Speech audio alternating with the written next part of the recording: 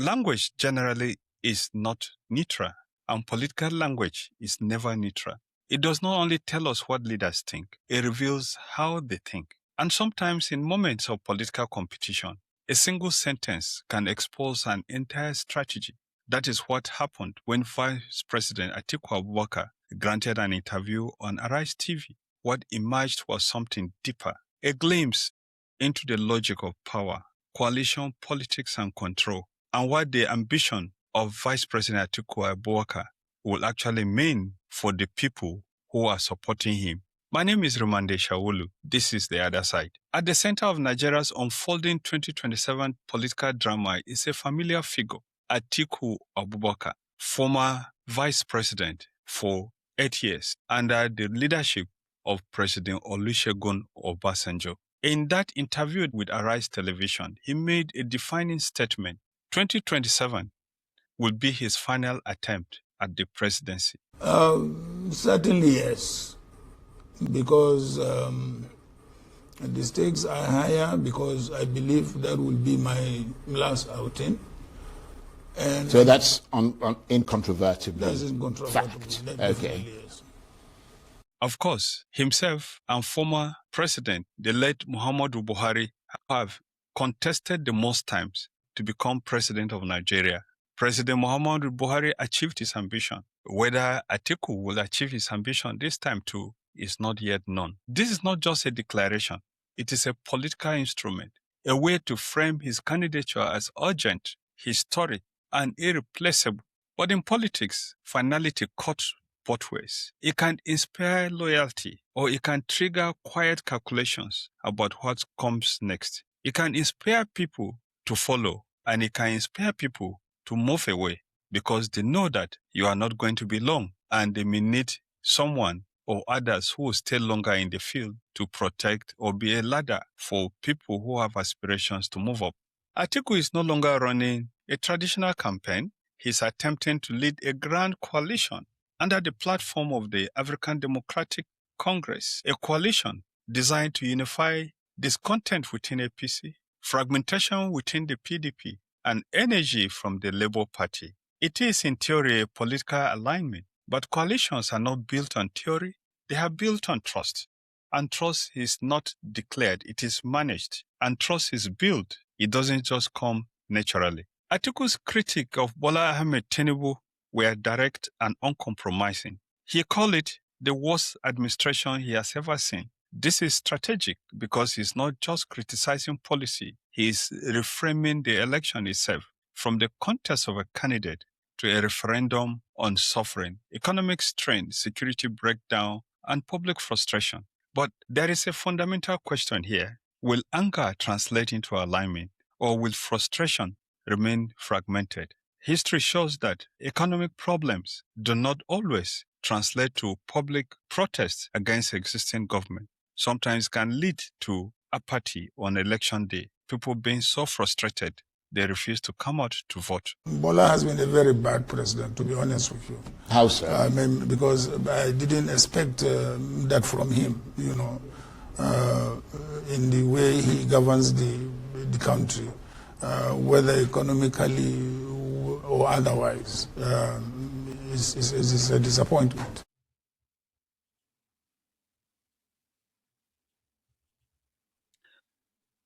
Atiku went further to say that President Bola Ahmed Tinubu will be dead on arrival in 2027 against a coalition. That is, if there's a coalition. That is, if the statements he made will not break the coalition. This is not just confidence. It is narrative construction, an attempt to create a sense of inevitability. For all what I know is that a coalition candidate facing Bola Tinubu is dead on arrival.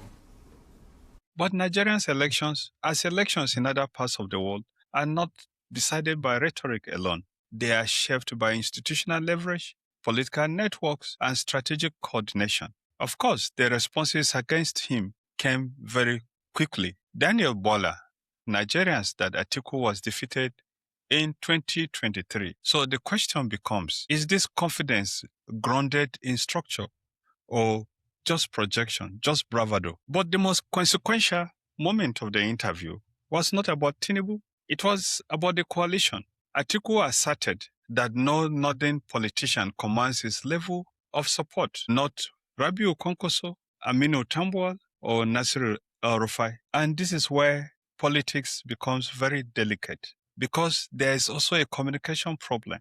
Politics is not a seminar.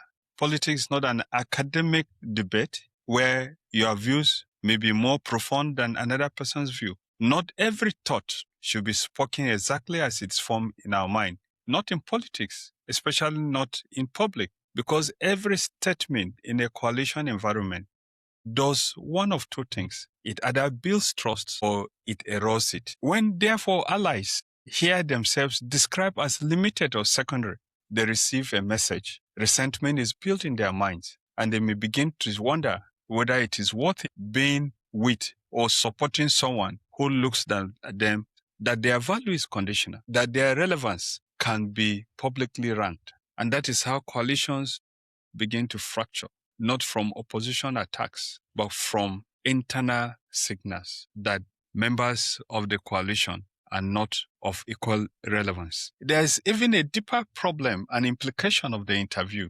When political leaders reduce politics to personality contests, they reinforce a dangerous culture, a culture where leadership is not about ideas, not about policy, not about governance, but about who is more popular.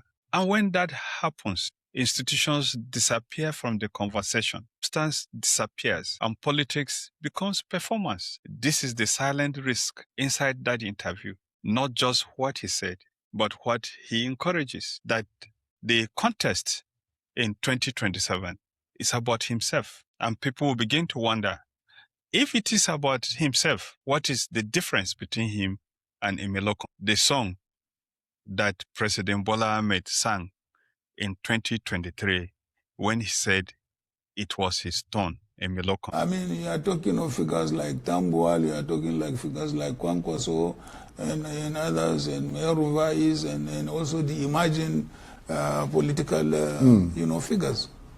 None of them has got that northern bloc vote as much as I have got. But they also, people like Kwankwaso have the northern strategic vote, don't they? Kano. Yes, that's strategic. Yeah. We concede that to him. Right. Yeah. That's why he's a leader in the coalition. But you don't think that the absence of such a vote would affect you fundamentally? But, the absence of it may affect, but even his own case, you can see how Kano is now split between himself and his former governor. So there is even a split in that. Atiku proposed a consensus model for selecting a candidate. Very important, because a contested primaries will result in fragmentation of the party. Most likely, not primaries, good. No contest, good. Just agreement among political elites. But he avoided one critical question. Will he step aside if he's not the one that is chosen? And in coalition politics, that question is everything. Will he support another person if he is not the one that is chosen? Because unity is easy to declare, but very difficult to negotiate. Vice President Atiku subtly positioned himself as the candidate of experience, referencing Goodluck Jonathan as decent but inexperienced. But wait a minute, in what way is Vice President Atiku Abubakar more experienced than President Goodluck Jonathan? For instance, let's take the era of after Umaru Yar'Adua, who started very well and was succeeded by Jonathan Goodluck. I know Jonathan Goodluck very well, a decent young man, but also inexperienced. That, I believe, attributed, to his failure to manage affairs of the country, particularly when he was faced with challenges. So these are the type of things. If we take a look at their CVs and their role in public life, yes, Vice President Atiku Abubakar may have started earlier, may be older, but his experience do not match those of President Goodluck Jonathan. And this statement, again, is likely going to offend many people who come from where President Goodluck Jonathan comes from. Let's take a look at it. Vice President Atiku Abubakar worked all of his life in the custom. After he left, he became a businessman. Contested for elections in 1990 for governor, which did not work. He contested again in 1999 for governor, won the governorship election, and chose to become vice president. And so the only experience that he can talk about are his experience in the custom and the office of the Vice President of the Federal Republic of Nigeria. How about President Goodluck Jonathan on the other hand? He worked in the development world. Yes, he worked in the local government. He was deputy governor, became governor, he was vice president, and became president. So how can Vice President Atiku Abubakar claim to have more experience than President Goodluck Jonathan? Of course, this statement is not likely to go down well with some members of the coalition who will be thinking that the vice president is demeaning their hero at the time that he needs their support to become president. And some of these people will recall too that had Vice President Atiku Abubakar agreed to soft pedal on his campaign in 2011 and 2013, 14, and 15 against President Goodluck Jonathan, he will probably have been president in 2019 and will be rounding off his presidency now. But because he looked down on President Goodluck Jonathan and argued that it was a turn of the knot, then he lost out to President Muhammadu Buhari, with whom they created the APC that is now in power. Of course, it is instructive to also note that in listing the people that he thinks are his rivals, Vice President Atiku left out all candidates from the south of Nigeria at the time that a large segment of people from both north and south are saying that the presidency should remain in the south. So what really did this interview achieve for the vice president? What does it really reveal? Not just ambition, not just strategy, but tension.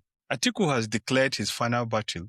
He helped to build a coalition, and the coalition may be broken if it is seen as a coalition that was built as a special purpose vehicle for his ambition.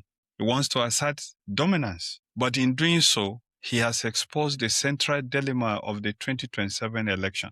Can a coalition built on ambition survive the weight of competing egos, or will the struggle of leadership destroy it before it begins? Because in politics all over the world and all through history, including Nigeria's history, the greatest threat to victory is not always your opponent. Sometimes it is your allies, the people you are relying on. As is famously known, PDP was defeated in 2015, not by the APC, but by people within the PDP who had sympathies for the APC. This is the other side. My name is Rimamnde Shawulu.